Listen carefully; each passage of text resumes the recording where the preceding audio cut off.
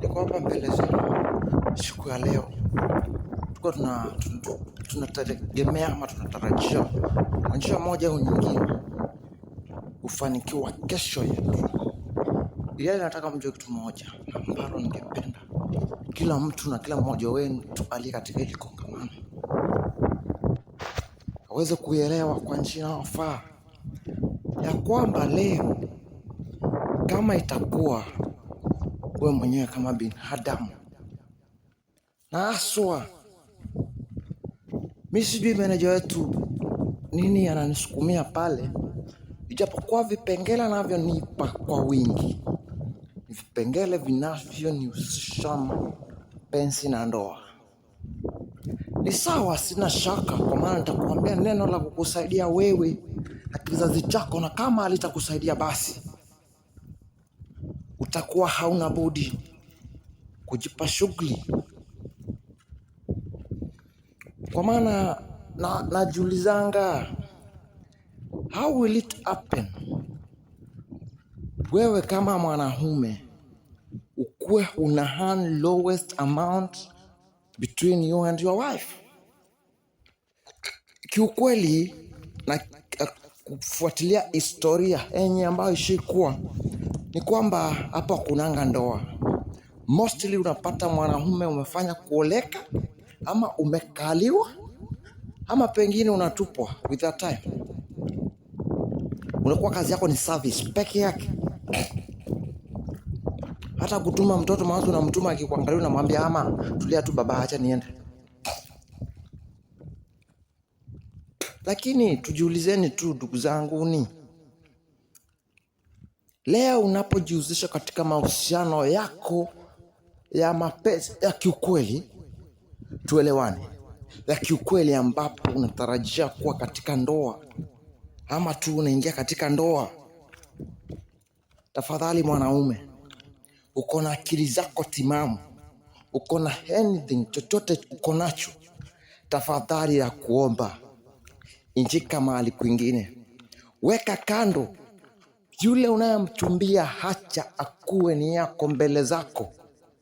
Katika mahusiano mkuje mkumbaliane, mkuje muoane, na mwanzo ujipatie muda hata kama ni miezi 3-4, kwa maana mwanamke ambaye hana haja na familia, hata mkiingia katika ndoa utampa mwezi mmoja mfanyie service, na pia hiyo service at some point you fail him.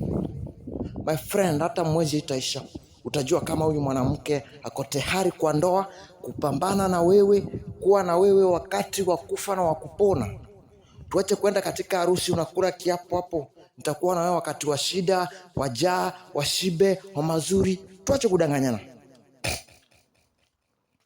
Ukweli ni kwamba katika nyumba ambayo haina chochote cha kulete kwa meza, hakuna siku hata moja kutaikuwa na amani. Hiyo ni mimi wakuwa nimewaambia mkiwa katika hili kongamano. Na hata kama umeoana, hata kama mko na miaka 10, miaka 20, my friends, usijidanganye. Katika nyumba ambapo hakuna chochote cha kulete mbele za meza kula, my friends, hapo hauwezi ishi. Hata uende mitishamba, hata uende kwa urogi, hata uende Illuminati, hata uende wapi, my friends. Hata kama umeoa wazimu, hata kama umeoa chokora, no matter how desperate person you are in marriage with, no matter how much desperate person you are in a relationship with, my friend, it cannot work.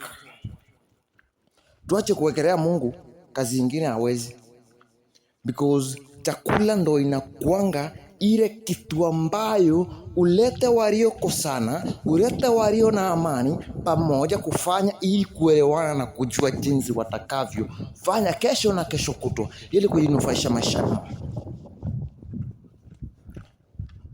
Unajua mimi nakumbuka wadei kuna mahali nilikuwa, one on my friend akaniambia wakona hojo, wakona relax. Uko mbele zetu unatuambia kuhusu mambo ya ndoa, wewe mwenyewe hujaoa. My friend, nilioanga nikiwa mtoto mdogo. Na basi kama siko hivyo, chochote ambacho nitakai kuambia nenda kinyume nayo. hata kama hiyo ndoa iko na miaka 40. My friend, huyo nyanya ambaye unasema hawezi enda kwao, atarudi kwao na atapokelewa kwa amani. Hakuna haja tubishane, hakuna haja tusumbuane, hakuna haja nikusukumie kuoa bibi nani wako, hakuna haja nikusukumie maisha nani yako. My friend, msinipigie mikono tafadhali. Tulieni. Don't shout. Mimi siko hapa siombi kura. Mimi siko hapa sitaki sifa zozote zile, kwa maana hata sifa zenu, hata nikipata sifa sitazikula hata chamcha, hata kiamsha kinywa. Sifa za ulimwengu wote huu haiwezi nipa. Lakini tukubaliane, ukiingia katika ndoa, chagua nani unaingia naye. Na sana sana vingine vinavyotuangusha ni kwamba unakuwa katika mahusiano ya ndoa na mtu, unamchumbia na watu wa kwao, inakuwa like umewachumbia wote. My friend, let me tell you one thing. Uwezi toshea mahitaji ya mchumba wako, watu wa kwao wote, madugu na madada zake, wazazi wake, majirani wake, marafiki wake. You are not God. Hata Mungu alisema, atakaye nikubali niye tu. Mabrother zake walikuja na akasema, ndiyo, mimi sina madugu wala madada. Wale nilio nao ni wale ndani ya katika hekalu, tunakula chakula cha uzima. Basi upendo ni wako na mchumba wako. Hao wengine hawana maana, hawana haja yoyote. Usijali watakalofanya, usijali watakalosema.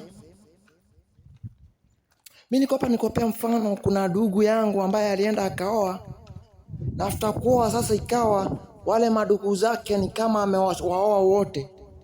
Wanakuja wanakula chamsha kinywa, wanaenda chamcha, wanaenda chanjio.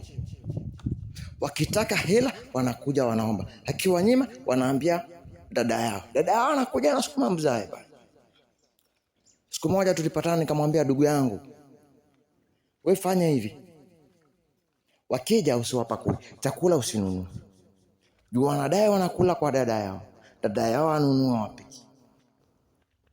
Na baadaye kulikuja furugu, na kwa maana alikuwa rafiki yangu, akakuja siku moja akinipata kwa nyumba, akaniambia, sasa nani situongee hivi na nikamwambia, my friend, my dear sister, I have nothing to do there. Mlioana mkiwa wawili. Na mimi sioni vile, kwa maana mimi hata sioni kesi. Juu sasa ikiwa ni hivyo, na haya wale wakwao wakuje wote hapa, hakika kutakuwa na vita. Mama madamu hakuridhika. Nikamwambia, ndugu yangu, vipi? Nenda kwenu, changanywa makazi nao, kila mtu akakuja hapo. Within 3 days, yo mama akamwambia, mimi siko hapa kupikianga uma. Hawa watu waende jamani, watatufilisisha. Basi akitoka niliingia na mimi nikamwambia, mwanadada, nataka unisikize kwa makini. Tuheshimiane. Huyu ni mume wako. Hiyo sio benki lako. Huyu sio shirika la msaada mwekundu. Hii sio shirika, my friend. This is your husband. Invest. Huyo mtoto wako atakuja kula nini uzeeni kama zote utapeleka kwenu? Hata ukipeleka kwenu, ukienda pale utapata hauna chako. Hata ujenge nyumbani, ununue kichaka, utafika pale upate mzae wako ashaiuza na hakuna kitu utamwambia, kwa maana pale ni kwake. Kwa hivyo nataka hii fursa tumenipa, tuhusiane, tutangamane mpaka mwisho.